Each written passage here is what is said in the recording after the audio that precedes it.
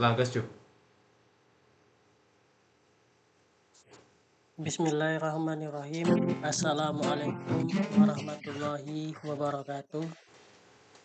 Baiklah, di sini eh, kami akan menyampaikan hasil dari ujian akhir semester kami, yaitu kecerdasan artifisial kelas 4A3.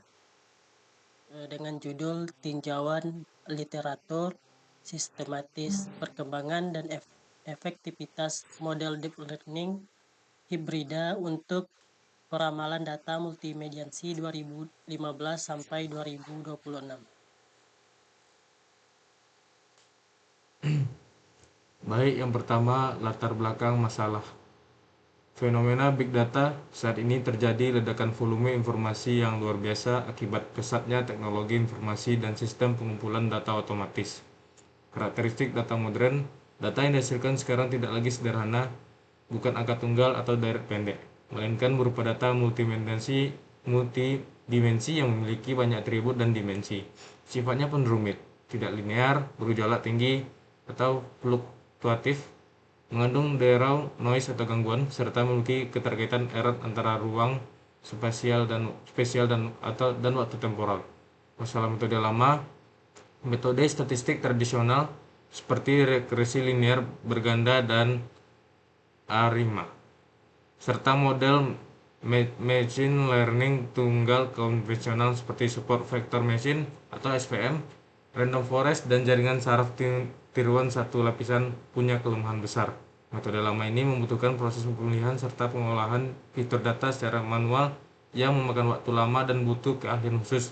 Selain itu, mereka gagal menangkap pola jangka panjang serta hubungan rumit antar variabel secara optimal. Selanjutnya itu pengantar revolusi industri 4.0. Kemunculan deep learning tunggal, metode deep learning hadir sebagai solusi karena terinspirasi cara kerja otak manusia yang bisa mengekstraksi fitur data secara otomatis lewat banyak lapisan komputasi. Namun, metode tunggal tetap punya batas kelemahan, seperti Convolutional Neural Network atau CNN.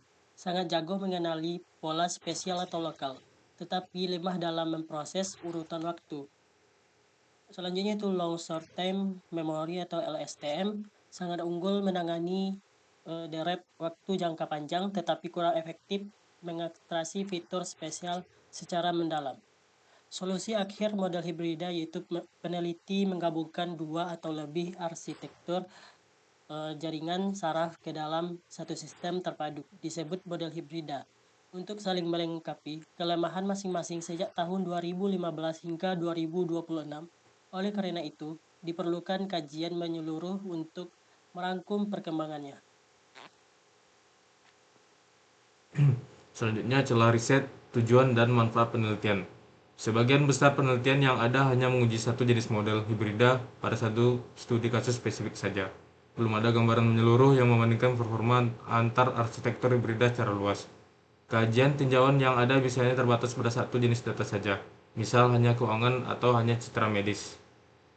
Tujuan eksplisit penelitian yang pertama, memetakan pergeseran tren metode analisis dan prediksi data multidimensi dari tahun 2015 sampai 2026. Yang kedua, mengidentifikasi jenis arsitektur deep learning hibrida yang paling banyak dipakai beserta alasan teknisnya.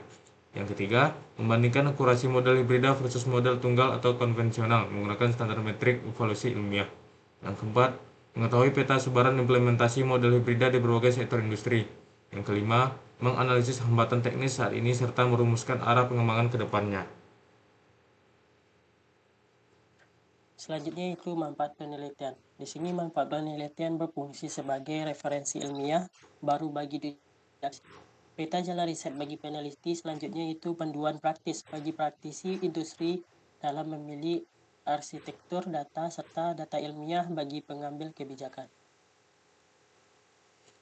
Selanjutnya, metode penelitian yang digunakan.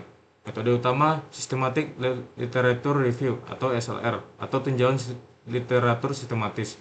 Metode ini dipilih agar pengumpulan dan analisis data bersifat terstruktur, objektif, serta dapat diuji oleh peneliti lain. Standar operasional mengikuti pedoman internasional PRISMA, Preferred Reporting items for systematic reviews and meta-analysis untuk menjamin kualitas laporan.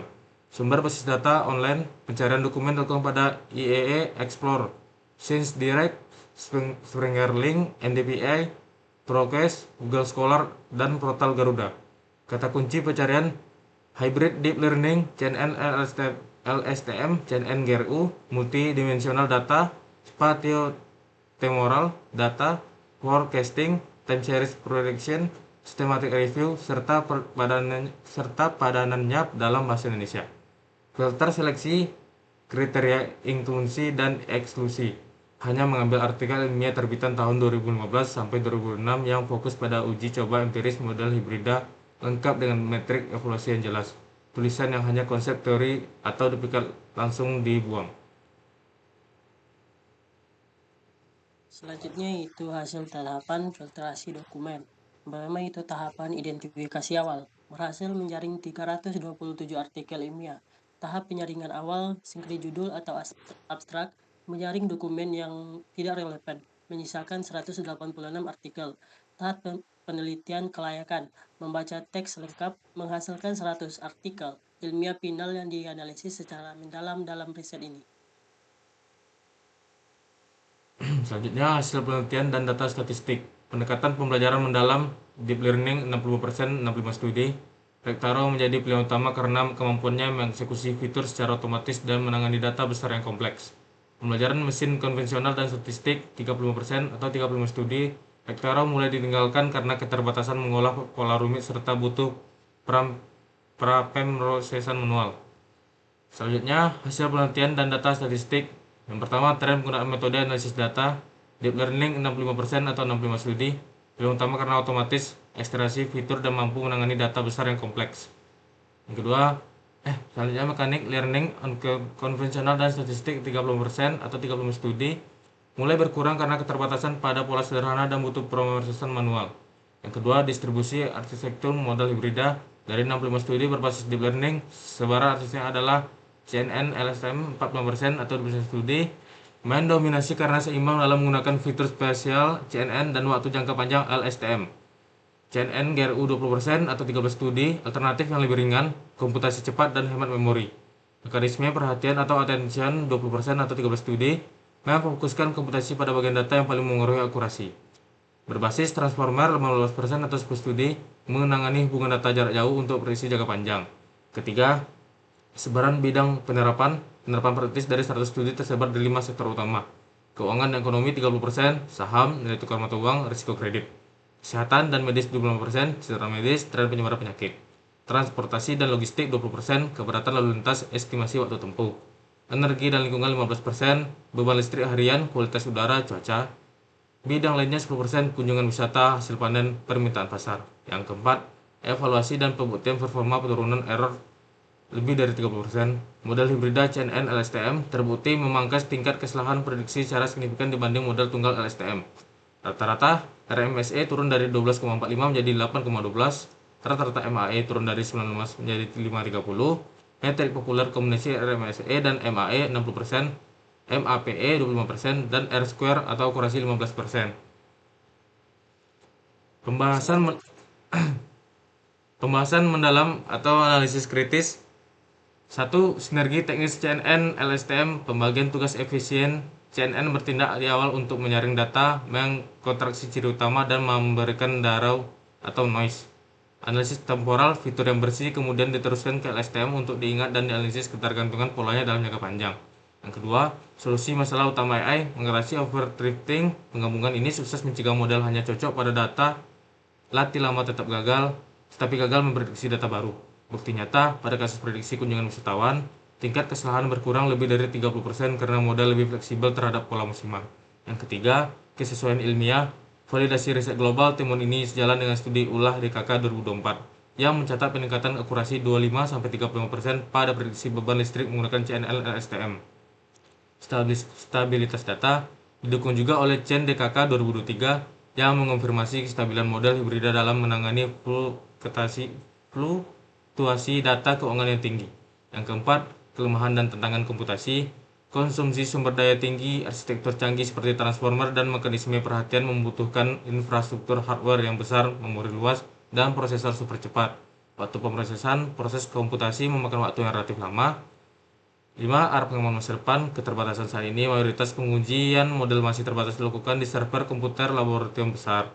Peluang riset baru mengembangkan arsitektur hibrida yang ringan atau lightweight, efisien, dan hemat energi agar bisa ditanamkan langsung pada perangkat pintar edge device berdaya terbatas di lapangan. Nah, kesimpulannya itu berdasarkan tinjauan kami sistematis yang telah dilakukan, dapat disimpulkan bahwa pendekatan deep learning telah mutlak mendominasi prevensi penelitian dalam pengolahan data multimediasi dengan tingkat penggunaan mencapai 65% di antara berbagai arsitektur yang dikembangkan. Gabungan CNN LSTM divalidasi sebagai model hibrida terpopuler dengan tingkat adopsi sebesar 45% berkat efektivitas kinerja komputasinya yang dinilai paling seimbang. Secara performa, implementasi model hibrida ini secara nyata mampu memangkas tingkat kesalahan permasalahan secara signifikan hingga lebih dari 30% jika dibandingkan dengan penggunaan model tunggal. Pemanfaatannya pun kini telah menyebar luas di berbagai sektor komersial, di mana kontribusi terbesar berada pada bidang keuangan dan kesehatan yang menuntut akurasi serta presisi tinggi. Kendati demikian, tantangan mendasar yang masih dihadapi terletak pada tingginya konsumsi daya komputasi, sehingga peta jalan riset di masa depan wajib berfokus pada efisiensi model agar menjadi lebih ringan dan hemat energi tanpa harus mengorbankan akurasi prediksi. Nah, baiklah, hanya ini yang dapat kami sampaikan. Semoga menjadi pembelajaran dan bermanfaat bagi kita bersama. Sekali lagi terima kasih. Akhirul kalam. Wassalamualaikum Assalamualaikum warahmatullahi warahmatullahi wabarakatuh. wabarakatuh.